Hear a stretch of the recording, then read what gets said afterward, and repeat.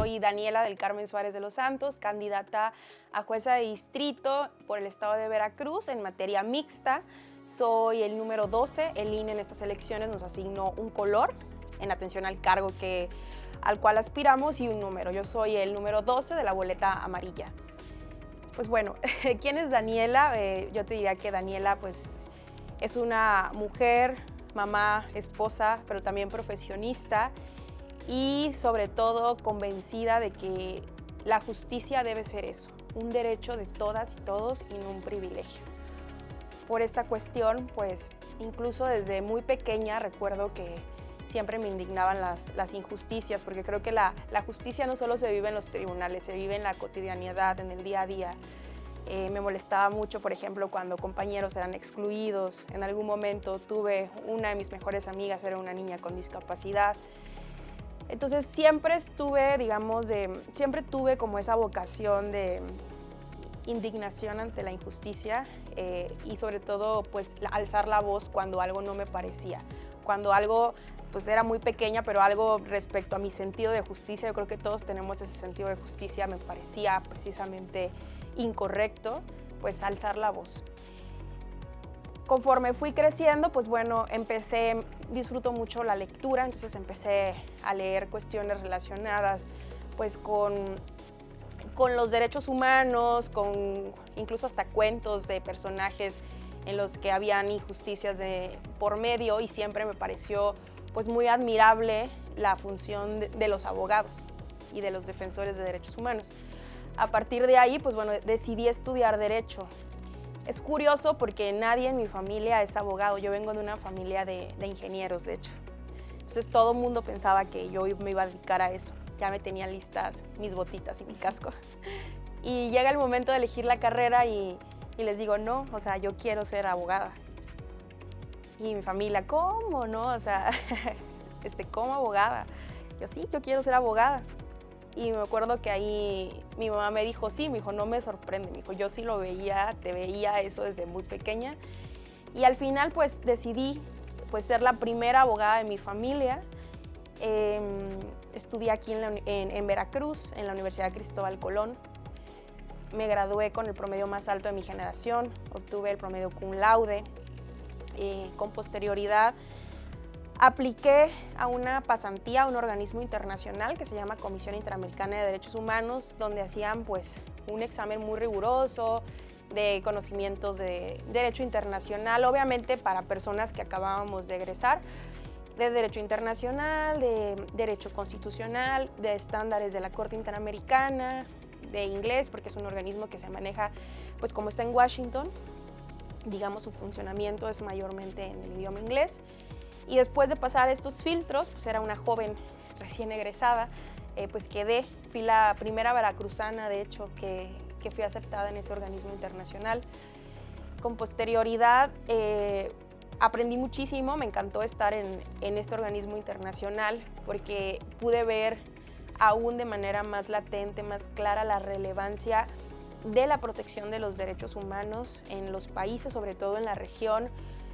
Pude darme cuenta que México comparte muchos problemas sistemáticos de violaciones a derechos humanos, como violencia en contra de la mujer, como desapariciones forzadas, ejecuciones extrajudiciales, tortura. Y todo esto también por problemas que comparte la región relacionadas, por ejemplo, con el uso de la fuerza pública sin un control previo, por ejemplo, pobreza, los altos índices de pobreza y marginación. Entonces, conocer las problemáticas de la región y ver también la manera en la que otros países de la región lo habían abordado, pues a mí me pareció muy interesante, porque los organismos internacionales dialogan todos los días con los organismos nacionales y hay soluciones a veces de derecho comparado que ya han tenido resultados favorables para problemáticas que tenemos acá en casa y que no se habían estado adoptando, ¿no? Entonces era de todas formas muy joven y yo dije, yo quiero regresar a mi país porque tuve en ese entonces la oportunidad de quedarme, de estudiar una maestría en Washington y yo dije, a mí siempre, bueno, tenía compañeras que me decían, no quiero estar en México, pero mi familia siempre me inculcó, digamos, el amor por México, por el país, en volver, ¿no? Yo digo, los mejores tenemos que estar en nuestro país, trabajar por México y defender a México. Entonces yo regresé a México y justo tenía muchas ganas ahora de estudiar una maestría para pues volverme experta en derechos humanos. Y apliqué, me puse a investigar cuáles eran las mejores instituciones que tenían pues es una maestría muy especializada. Y bueno, di con el Instituto Tecnológico Autónomo de México, también conocido como el ITAM. Vi ese plan de estudios, me gustó mucho porque se enfocaba en derecho internacional, que es lo que a mí me gusta y me apasiona, digamos. Entonces fui a esa universidad. Recuerdo que pues obvio no me alcanzaba para pagarla, son colegiaturas algo caras y yo no quería, digamos, seguir dependiendo de mis padres. Entonces me dijeron, bueno, hay un programa de becas, igual lo mismo, haces un examen, si sacas un buen resultado te damos una beca.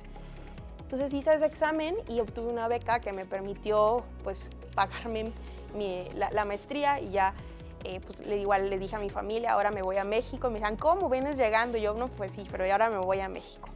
Y justo cuando estaba estudiando la maestría,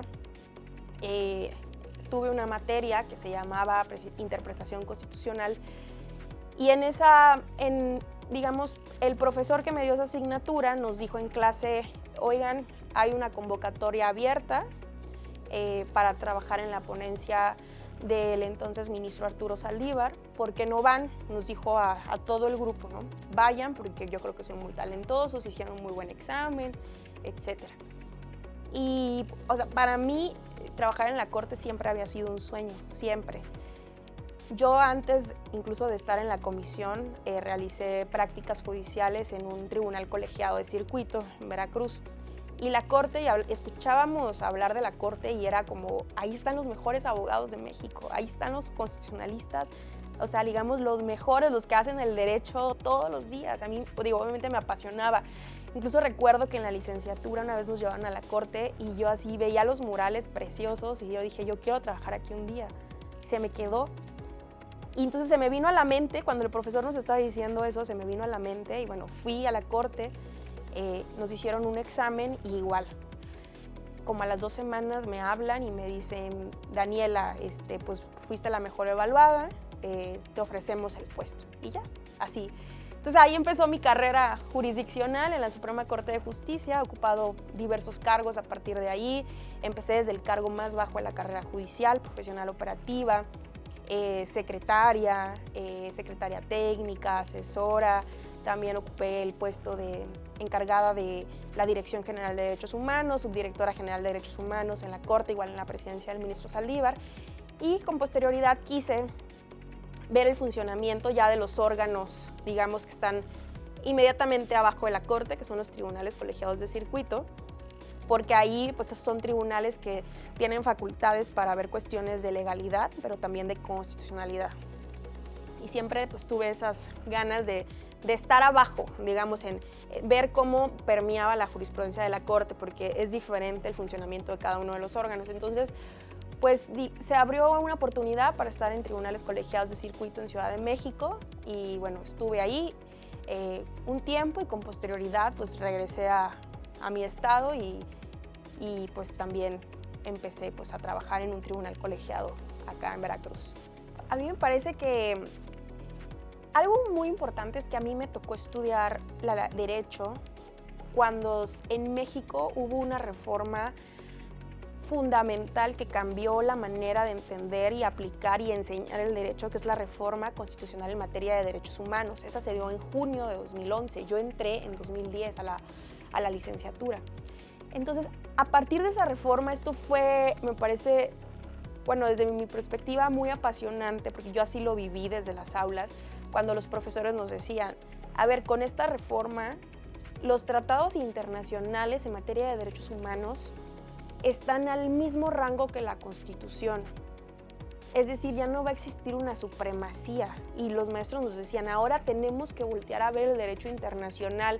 Y me acuerdo mucho de un profesor que nos decía, si ustedes quieren ser buenos abogados y abogadas, y en ese entonces nos decían, y defender a sus clientes de manera correcta e incluso inconformarse con una injusticia, tienen que ver el derecho internacional. Y nos decían, no se pueden limitar.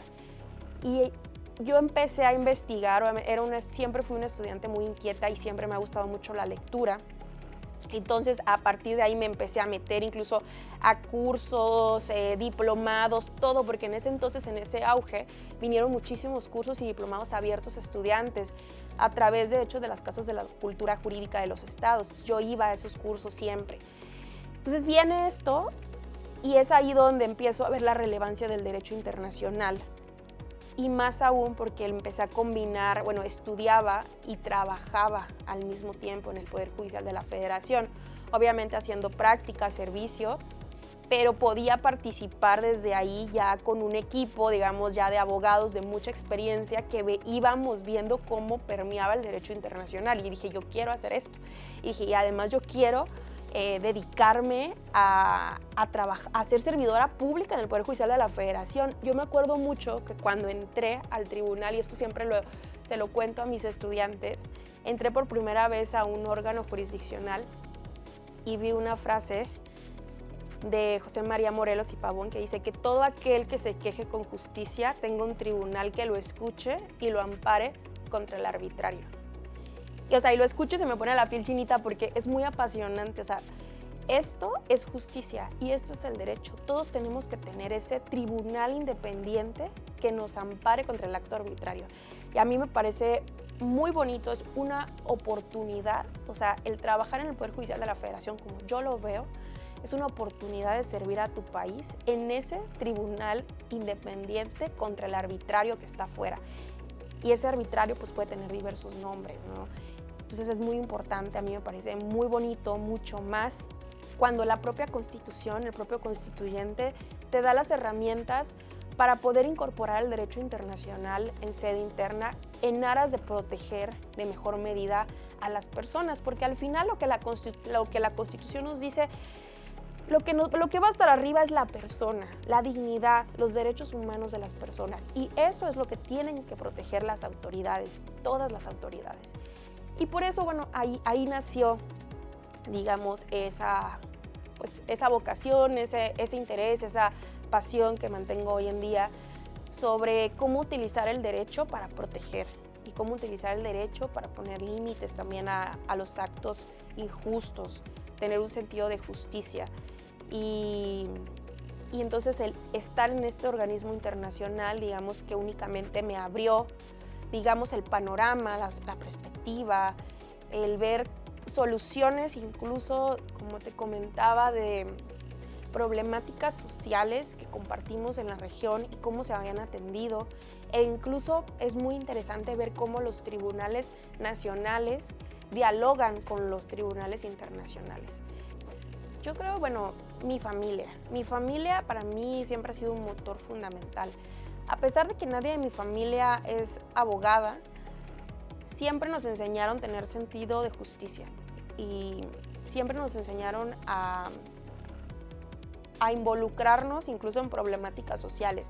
Por ejemplo, desde muy pequeña mi mamá nos llevaba a voluntariados, desde muy pequeña incluso iba a retiros, a zonas marginadas para poder ayudar a personas. Algún tiempo, por ejemplo, viví en Villahermosa y me acuerdo que se inunda mucho Villahermosa, ustedes lo saben, y siempre salíamos a ayudar a las personas que se iban al agua, que damnificadas, ayudar en todas las fechas. Por ejemplo, en las fechas navideñas, mi mamá pues siempre hacía una colecta, llevábamos juguetes, o nos decía tienes que compartir, o nos decían miren estas desigualdades. Entonces yo principalmente creo que este sentido de justicia, creo que uno lo trae, bueno, yo creo que, pero también digamos, en casa se enseña y creo que a veces es importante y eso a nosotros nos los hacía saber mucho mi papá, mi mamá, mis abuelos, y siempre nos decía, no olviden que ustedes están en una esfera de privilegio, desde que tienen casa, alimento, educación. Hay personas que no tienen esto y tienen una obligación de contribuir. Y a mí eso siempre me marcó, digamos que los consejos y los valores que te dan en casa siempre te marcan y al día de hoy lo recuerdo. Y digo, obviamente creo que todos, como te comentaba, debemos de actuar de manera justa, seamos o no jueces, porque la justicia está en el día a día. en la cotidianidad, no está solo en los tribunales. Por eso creo que también un buen juez tiene que ser una buena persona. De nada sirve tener los conocimientos, títulos y demás, si no combinas el perfil con el conocimiento técnico, que es súper necesario, porque lo que está en juego son derechos fundamentales, vida, patrimonio, libertad, pero también tienes que tener una cualidad humana muy sólida, ser ético, tienes que tener un sentido justo de justicia, tienes que ser una persona honrada, tienes que ser una persona comprometida, me parece, con equilibrar la balanza, así le llamo yo. Equilibrar la balanza, porque México es un país con mucha marginación, mucha desigualdad, y no podemos hacernos de la vista gorda. Y lo que pasa y lo que ha pasado en México, y parte del gran reclamo que originó esta reforma es eso, es una justicia distante, es una justicia burocrática, es una justicia que pareciera que es un privilegio y se olvida que es un derecho, una justicia elitista. Entonces, eso es lo que el pueblo, lo que la gente exige, y con toda la razón. Los niveles de impunidad en México son altísimos. La justicia es carísima. Y cuando es tan cara, se convierte en un privilegio al cual solamente ciertos grupos, solamente unos cuantos pueden acceder. Y esto no puede ser. O sea, esto nos tiene que indignar a todos. Porque estamos hablando que altos corporativos que tienen para pagar grandes despachos obtienen justicia rápida y expedita, pero la mujer desongolica, indígena, tiene años esperando por una sentencia, incluso de primera instancia. Ni te hablo del juicio de amparo, a pesar de que el juicio de amparo es un juicio, digamos, es el juicio por excelencia para defender derechos humanos. Lo cierto es que hoy día es un juicio sumamente técnico, que sí tiene una gran eficacia, pero es un juicio muy caro, es un juicio muy especializado y que le falta adecuarse a la realidad del país, desde mi perspectiva. Yo creo que, la oportunidad que se nos está dando este 1 de junio es única. Y creo que todas las mexicanas y los mexicanos lo tenemos que tener presente, porque nos van a preguntar por primera ocasión en la historia de México quiénes queremos que sean nuestros jueces, qué perfiles queremos que nos juzguen. Y esta reforma abre la puerta a diversos perfiles, diversas trayectorias, y es por eso que es una obligación involucrarnos de manera, digamos, muy profunda a ver quiénes son los candidatos y las candidatas a ocupar estos cargos. Porque lo que está en juego es la justicia de México, es la justicia independiente, la justicia imparcial, pero también una justicia humana, pero también una justicia técnica que requiere conocimientos y preparación. Si bien es cierto, pueden haber personas muy bien intencionadas que quieran ocupar estos cargos, si no tienen los conocimientos técnicos, pues digamos que algo falta en esa trayectoria. Entonces, por eso que es muy importante que todos nos involucremos, porque nos van a preguntar y nos hacen un llamado a las urnas. Y si nos están haciendo un llamado a las urnas, es nuestra obligación acudir.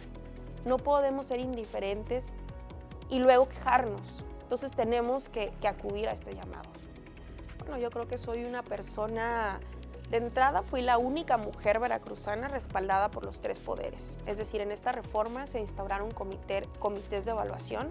Cada poder, el ejecutivo, es decir, la presidenta de la República, el legislativo, los legisladores y el poder judicial, instauraron comités de evaluación en los cuales las personas interesadas a ocupar estos cargos aplicamos.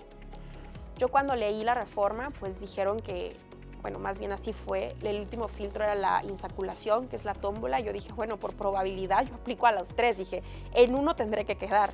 Al final quedé en los 3. Entonces, después de un análisis riguroso de mi trayectoria y también de mi experiencia académica y de los estudios que he tenido, pues quedé avalada por los 3 comités. ¿Y por qué? Bueno, como yo lo veo y la razón por la cual yo decidí también postularme es porque estoy preparada para hacerlo, porque tengo las cualidades técnicas, humanas, y porque soy una servidora, tengo una vocación de servicio.